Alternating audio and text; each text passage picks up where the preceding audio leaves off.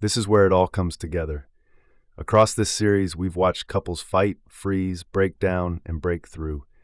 We've seen empty chairs, stress balls, sticky notes, and a bathtub metaphor that changes how you think about love. In this final episode, we leave you with one last image, an exercise ball, two disconnected people, and the simplest possible act of connection.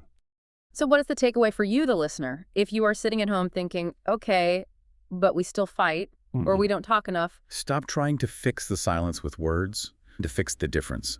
The book uses this term, the dance of difference. You have to learn to move with the resistance. I want to leave you with one final image from the book that I think sums this up perfectly. It's from the case of Emma and James. They were totally disconnected. Words had failed them. Every time they talked, it just got What worse. about the exercise ball? I love this one. The therapist brings out this giant exercise ball, and she tells them, don't talk. Just put this ball between you and roll it back and forth. Simple physical give and take. And that was the breakthrough. When words failed, the rhythm of rolling that ball reestablished the connection. They had to pay attention to each other's movements. They had to respond, not predict. It's a reminder that we often use words to hide. We use communication to avoid contact.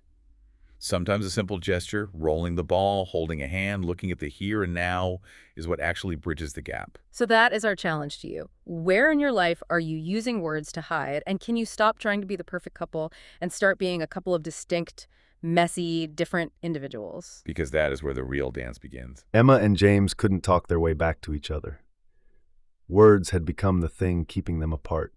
So they rolled a ball, back and forth. No script, no strategy. Just two people paying attention to each other's movements. That's the dance of difference. Not perfection, not sameness.